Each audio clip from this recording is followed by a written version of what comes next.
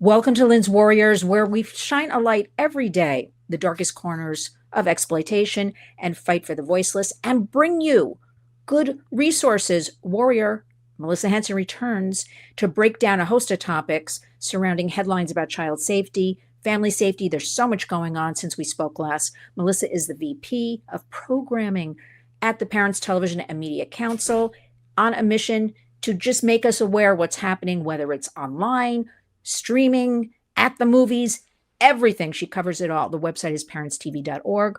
Welcome back, Melissa Henson, to the Warriors. Oh, and thank you so much for having me again. No, I love having you on because, well, number one, you make me smile. I don't know why, Melissa, but it's funny because people are like, Lynn, you look so mean sometimes. I'm like, I can't help it. Some of these topics, I just look ordinarily mean because they're heavy to talk about. But anyway, you make me smile. We want to jump right in with so much is happening since we spoke last. AI, and you recently wrote for U.S. News and World Report about AI in the classrooms. Now, fill us in. Since we just started school basically about a month ago around the country, what's going on? Yeah, this is, I think, something that should put all parents on high alert, especially given what we have seen, what the track record is with tech in schools, tech in the classroom.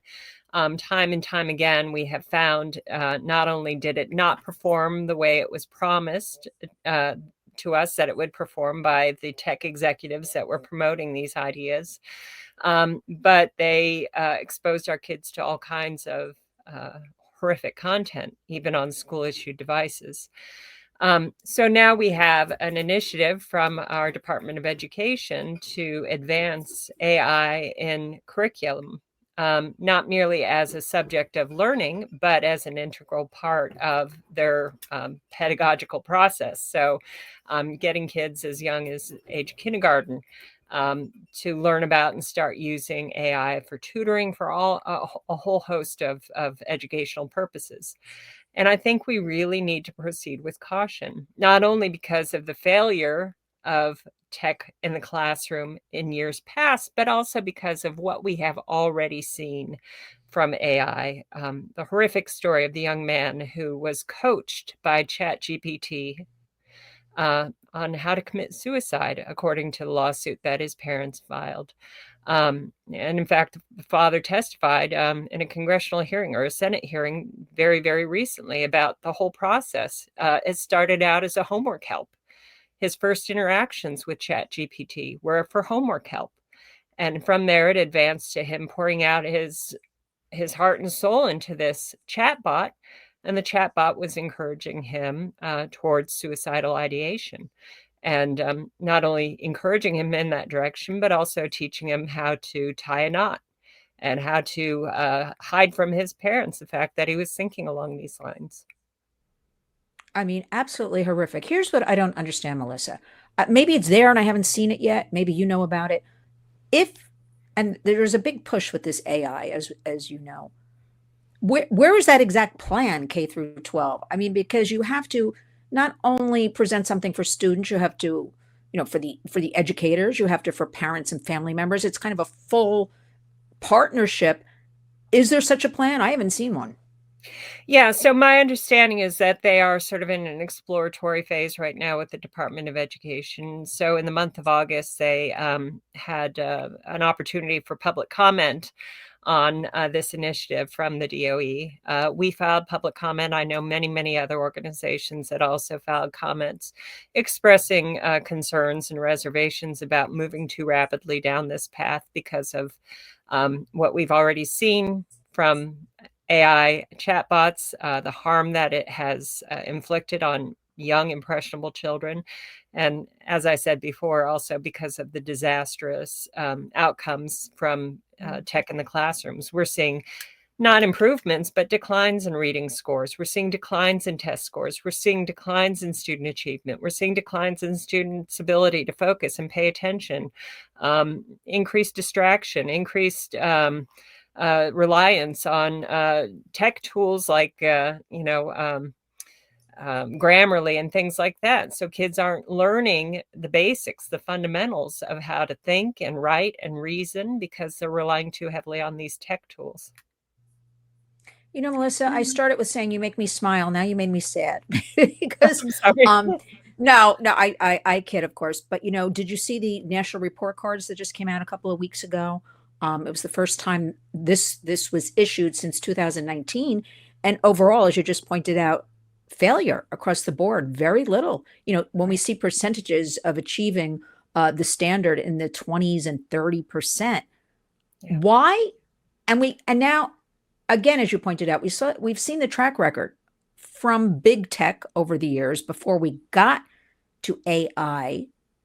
And somebody pointed something out to me last week, Melissa, that we weren't even talking about this with AI chatbots a year ago with kids. And now it's what we're talking about. It's moving that fast. So I ask you, why is it we're not taking all of that, in your opinion, into the concern? We knew the AI was coming. All of this will come with it. I'm dumbfounded as to why, at a federal level, or even states are doing some good work lately. Why haven't we learned anything? Because my standard answer is, well, what else is new when we hear of all these horrors? Yeah. Well, I think there's a couple of things, prevailing headwinds that we're up against. One is that these tech companies have millions, even billions of dollars to invest in lobbying our federal government.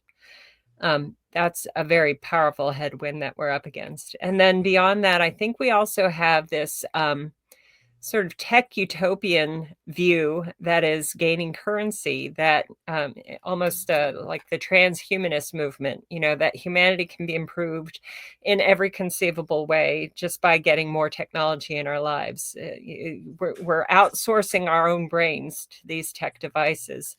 Mark Zuckerberg recently pitching his glasses, with the built-in AI devices, so that you can look at something and it'll explain it to you. But if you have the answers immediately provided, that's the death of curiosity. That's the death of learning. That's the death of inquiry.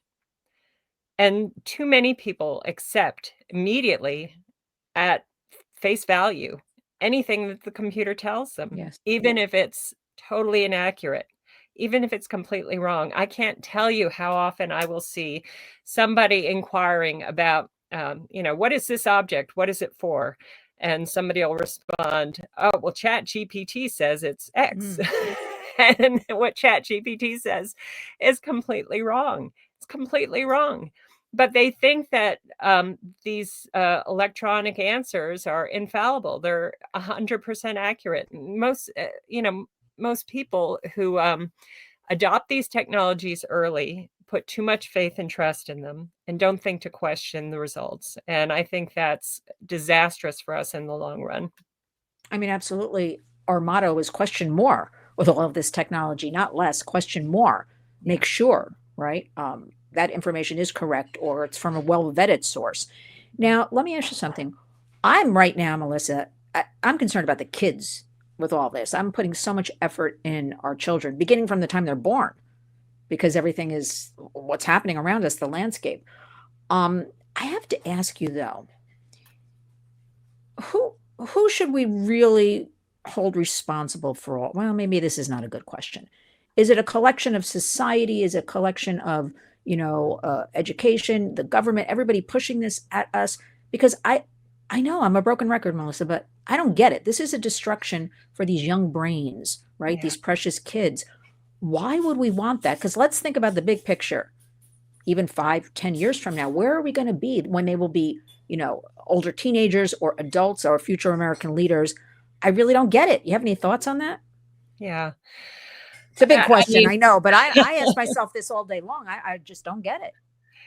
if I wanted to put on my tinfoil conspiracy hat, I would say this is to condition people to not question what they're told. I'm reminded of the short story by Kurt Vonnegut, Harrison Bergeron, where people are constantly, if you're very, very smart, you're outfitted with a little device in your ear that distracts you periodically, so you can't think too deeply about anything. Or if you're very beautiful, you have to wear a mask to hide your beauty. So, and whatever your capability is handicapped in some way to bring you down to the baseline. And it feels a lot like that's what's going on right now.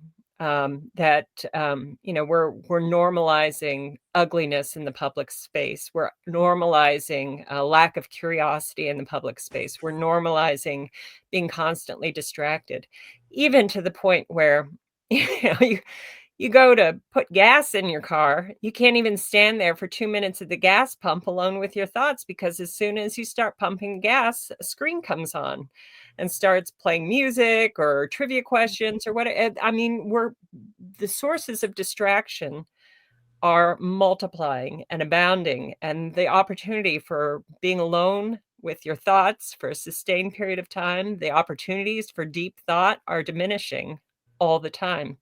And I don't think that's by accident. Just remember, you don't have to answer this, Melissa.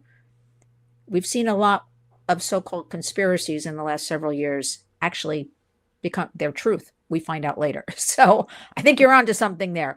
Now let's have some good news. We've talked a lot in the past about bell to bell, getting the phones out of the classrooms, a lot of states, a lot of school districts adopting this.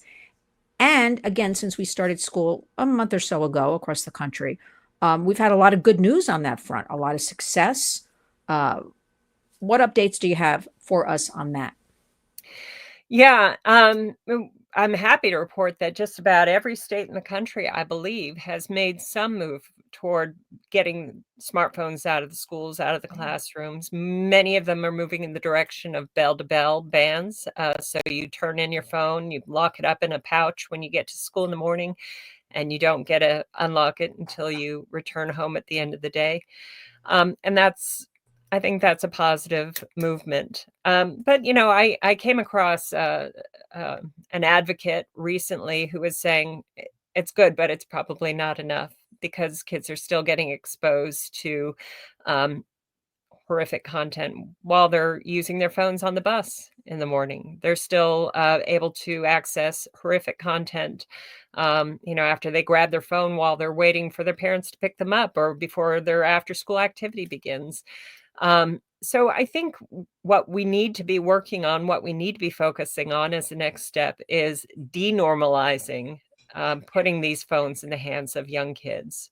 I saw a story recently about a mom who got a landline for her kid. And in fact, I think Yes. somebody just recently launched a whole company to get kids back to using landlines that are centrally located in the house, and where bullies don't have the opportunity to reach these kids when they're at home in the evenings. The predators don't have the opportunity to reach kids over these devices, the sextortionists and all the other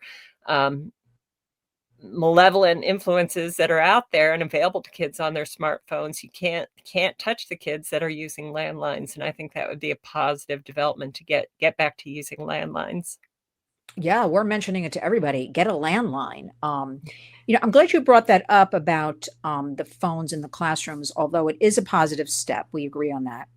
A couple of teachers reported to me that kids were still wearing like Apple Watches, Yeah, like under yeah, a long sleeve shirt where they can access everything on an Apple Watch. right, right.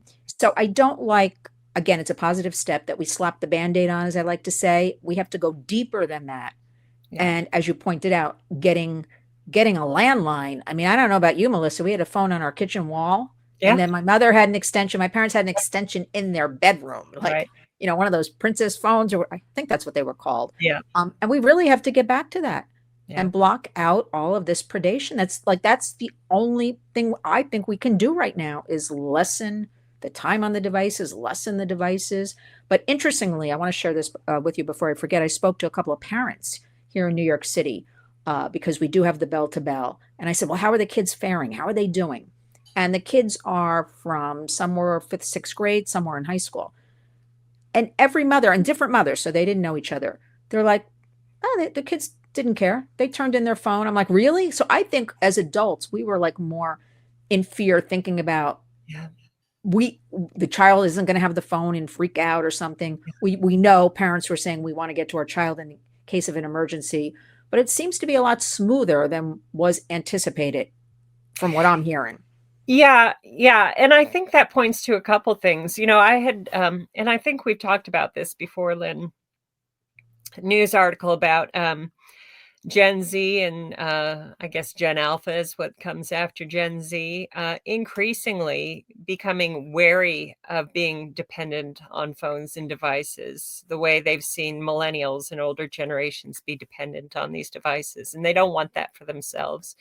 And so, there was a trend toward kids going phone free, and I think it's actually a relief to them. When sometimes mom and dad need to be the bad guy. Sometimes a kid gets invited to go out with friends that they know are kind of sketchy or might do something unsavory, but they don't want to sound like the square who says, no, I can't do that, it wouldn't be the right thing to do. So they need mom or dad to step in and say, no, you can't go.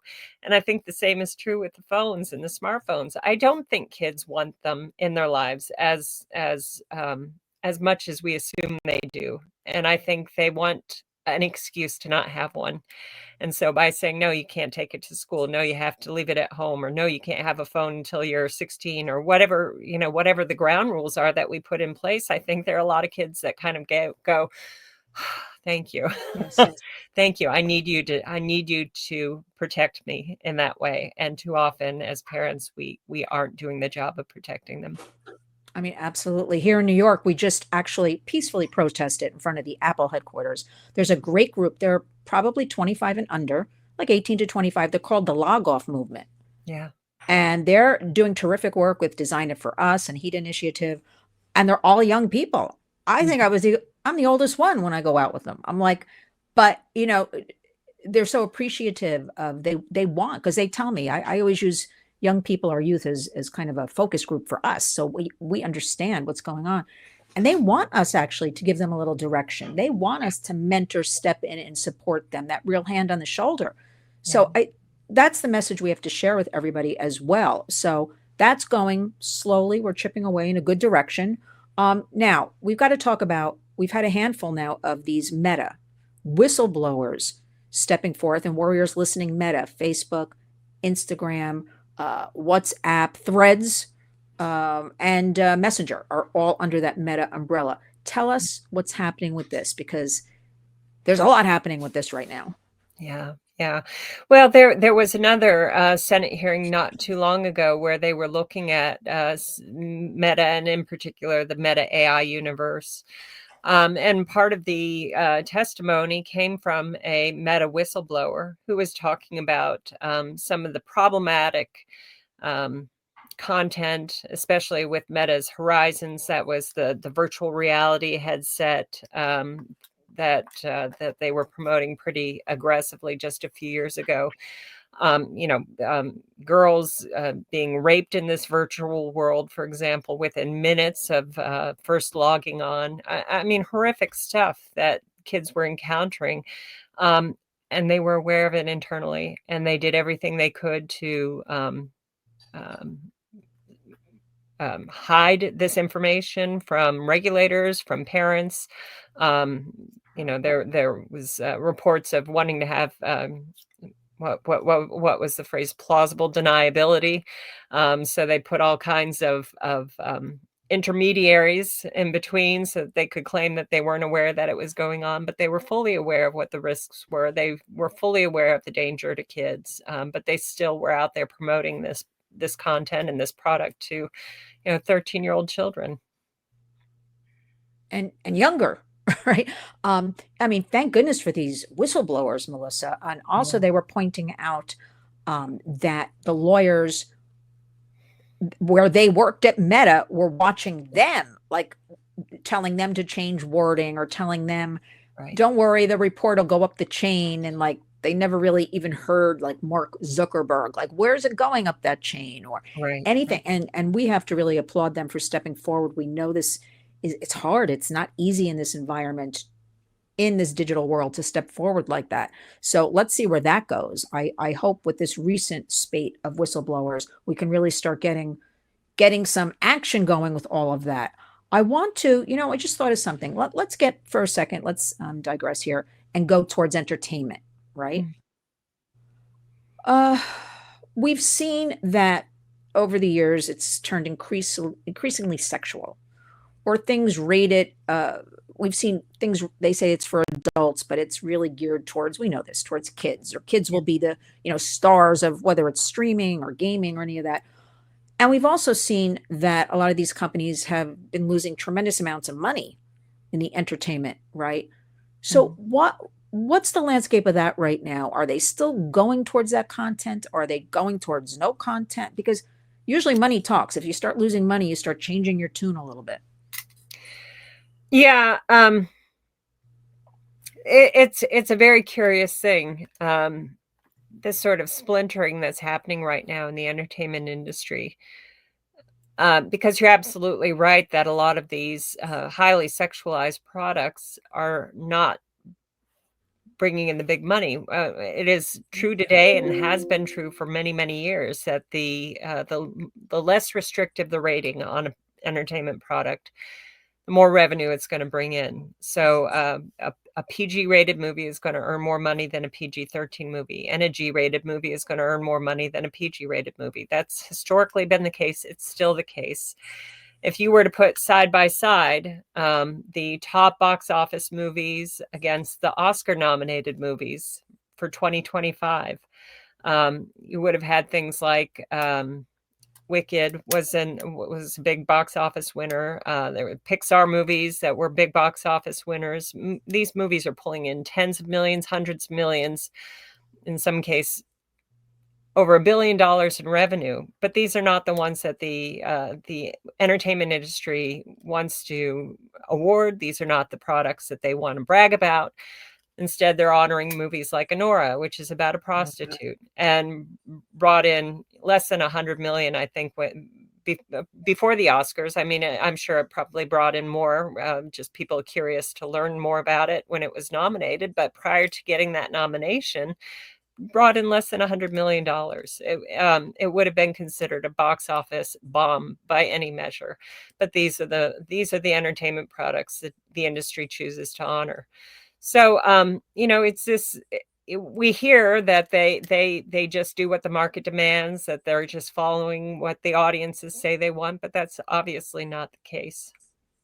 Yeah, and just a sidebar, as I like to say, a lot of people we work with who are either in the sex trade or out of it now, different survivors, were very upset about that in Nora because they said, no way is that true. As we've learned from Pretty Woman and all these other movies Taken and things like that, no way would the plot being this young woman is working in this strip club and bossing the boss around and being all, talking out loud and saying, they said, no way. It's just more encouragement Yeah. of, making young people think this is the way it is. And they were absolutely against all that. But again, it didn't get much play in media as far as that messaging, right? We just heard it's best movie of the year. All right, let's move on from that. Let me ask you about just yesterday, we had Fair Play for Kids and some other organizations are they released a report about teen Instagram accounts. Now, Melissa, please explain teen Instagram, what it is exactly, so our warriors listening can make sure they understand. And then what is this new report about? Yeah. So Instagram Teens was launched really under pressure from Congress because of all the systematic failures, kids being approached by predators, extortionists, and other bad actors through the regular Instagram. So rather than figuring out how they can remove the bad actors or figuring out how to better protect kids online or supporting the passage of the Kids Online Safety Act. I mean, there are any number of things that they could have done, but their solution was to introduce Instagram Teens, which was promoted as a safer, teen-friendly environment for kids, that there were certain things that were supposed to be in place by default, like restricting who could message you, all sorts of things that were supposed to be put in place to help protect kids who had set up teen Instagram accounts. This new report from Fair Play shows, I think to nobody's surprise, that it failed. If that was the goal, was to protect teens on Instagram, it failed miserably because kids were still able to receive unwanted communications from unsavory characters. They were still able to access inappropriate content. It failed by every measure. And kids are accessing from what we understand, Instagram, at age 10, they're able to get around anything that big tech, I'll say big media, say that parental controls are kind of the answer. Yeah. But we think that this is just, liability, for them, that they can claim we have parental controls and we have guardrails in place. So we are protecting ourselves. But that report is called Teen Accounts, Broken Promises, How Instagram is Failing to Protect Minors. So we'll have that in the body of the video. We want everybody to look at that and be aware of what's happening, because parents, as you pointed out, movie ratings and things, we traditionally have always relied on. If we see a rating, I never used to question ratings, right? If it said 12 plus or 8 plus, but we know we have to question any of these age ratings these days. Anything new on age verification you've heard about? I have not heard anything new on that. No. I've not really heard too much on that. We'll have to be following up on that one. Okay, let me ask you something. What do you want right now talking to parents? Because again, they're reporting to me and I don't blame them. They're feeling very powerless. That's just the reality. They're feeling like they are hearing about harmful content, but it's like a deluge. They don't know what to do, which is usually they close the door, close their eyes against all of this. What do you want? What kind of practical steps for families to take right now to push back, even if it's just pushing back just in their own home? I won't even go as far as communities, in their own home. What do you want to tell them and leave them with? Well, I think probably first and foremost, we need for parents to feel empowered to reclaim control over the tech in their kids' lives. And maybe it makes you unpopular for a while, but I think in the long run, your kids will thank you for putting in firm boundaries. Because, with so much of what's out there online, pornography and everything else, it's letting the genie out of the bottle. And once it's out of the bottle, you can't get it back in. Once your child's innocence is lost, you can't recover that. Yeah. Those images are seared in their brain forever. Unfortunately, we know that for some kids, what it will do is just whet an appetite and lead to addiction and all sorts of other problems. So we need to get control of the devices. That means delay getting your child a smartphone. Wait until they're at least 16 if you can. There are other options if you need to be able to communicate with your child. There are still flip phones available. There are gizmo watches, which don't have all the capacities that an Apple Watch might have, for example.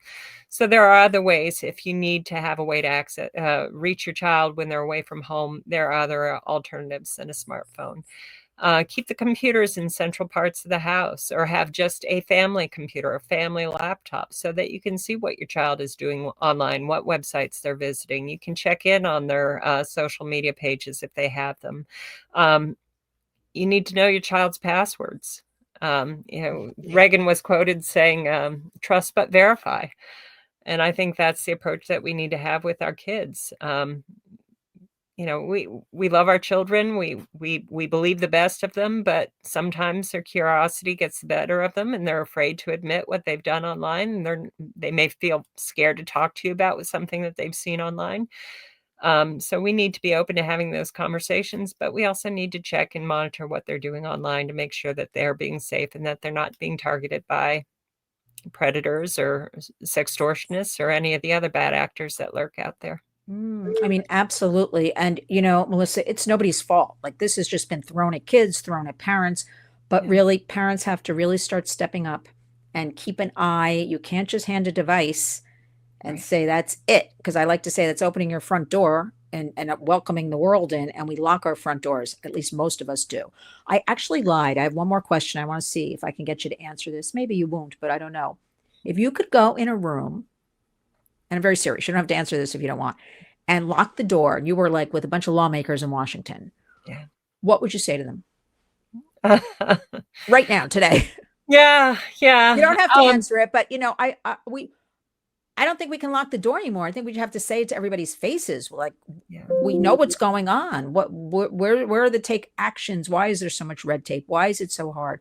Why do I have to keep seeing Mark Zuckerberg, who says he doesn't allow his own children on devices? Yeah. Rule the roost. You want to add anything? Don't take the money from the tech lobbyists. There you go. Melissa Henson, she said it.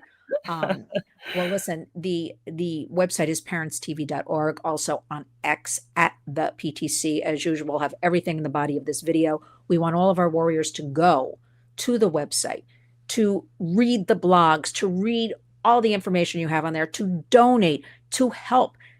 What is more important than our children's safety? We know everybody's overwhelmed. Melissa and the PTC do all the heavy lifting for you.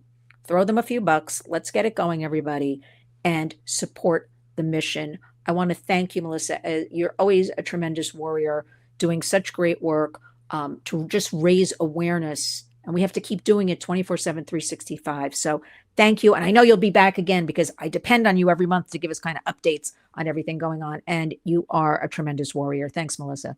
Thank you. Thanks.